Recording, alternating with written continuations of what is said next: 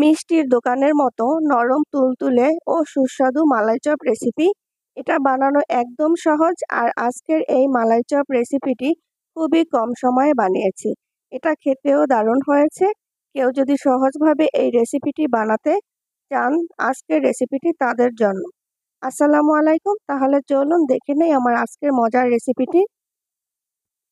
প্রথমে আমি 2টা ডিম নিয়েছি। ডিম 2টাকে ভালো করে ধুয়ে নিয়েছি।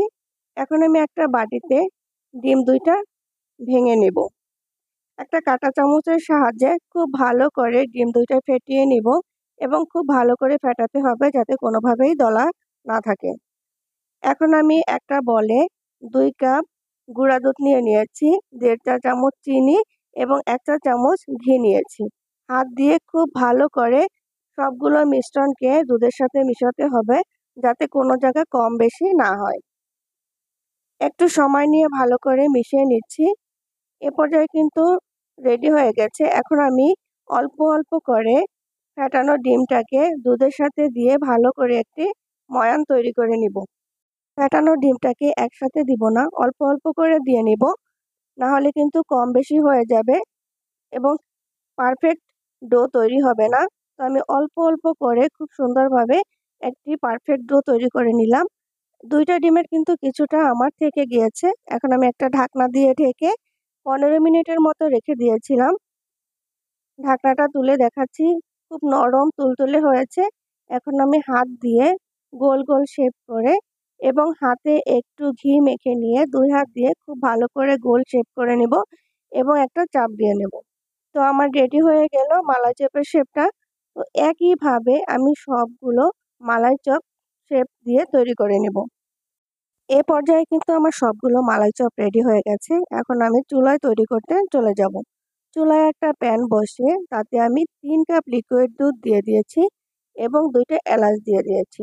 দুধটা কিন্তু আগে থেকেই আমার জাল করা ছিল এবং একটু পাতলা করে জাল করে নিতে হবে। কোনো প্রকার চিনি ছাড়াই আমি খুব ভালো করে জাল করে নিলাম দুধটা। যখন বলক চলে আসবে তখন আমি মালাই চপগুলো এক এক করে দিয়ে দিব। একটা ঢাকনা দিয়ে ঢেকে দিব এবং ঢাকনার ছিদ্রটাকে একটা লবঙ্গ দিয়ে আটকে দিব। এ পর্যায়ে আমি হাই হিটে ঘুরিয়ে ঘুরিয়ে ভালো করে জাল করে নিব। কোনোভাবেই ঢাকনা তোলা যাবে না, তাহলে কিন্তু মালাই চপগুলো সিদ্ধ হবে না এবং ফুলবে না। 30 মিনিট পরে আমি ঢাকনাটাকে তুলে নিয়েছি এবং আমি এভাবে অনবরত নাড়তে থাকবো। একটা গোল শেপের চামচ নিয়ে নিলাম হাতে। উপর থেকে ভালো করে একটু নেড়েচেড়ে দিব যাতে ভিতরে বাকি অংশটাও ফুলে যায় এবং নরম তুলতুলে হয়। কোনোভাবেই ভিতরে নাড়াচাড়া যাবে না, তাহলে কিন্তু মালাই চপগুলো ভেঙে যাবে। এখন আমি মালাই চপগুলোকে তুলে নিব এবং বাকি দুধটাকে জাল করে খুব ঘন করে একটা লিকুইড তৈরি করে নেব। এ পর্যায়ে আমি 1 কাপ চিনি দিয়ে দিয়েছি। তোমরা চাইলে তোমাদের পছন্দ মতো চিনি দিতে পারো এবং 1/3 কাপ গুঁড়া দুধ দিয়ে দিলাম। অনবরত নাড়তে হবে একটা কাঠি দিয়ে, না হলে গুঁড়া দুধগুলো দলা বেঁধে যাবে। খুব আলতোভাবে গুঁড়া দুধগুলোকে দুধের সাথে মিশিয়ে দিতে হবে। এ পর্যায়ে আমি চামচের সাহায্যে ভালো করে নেড়েচেড়ে আর একটু জাল করে নিলাম। যখন ঘন হয়ে আসবে দুধটা, তখন আমি মালাই চপগুলো দিয়ে দিব। একটু ঢাকনা দিয়ে ঢেকে আমি আরও 10 মিনিটের মতো জাল করে নিব। এ পর্যায়ে কিন্তু আমার মালাই চপ রেডি হয়ে গেছে। এ পর্যায়ে আমি মালাই চপগুলো ঠান্ডা করে আমি একটা বাটিতে পরিবেশন করে নিচ্ছি।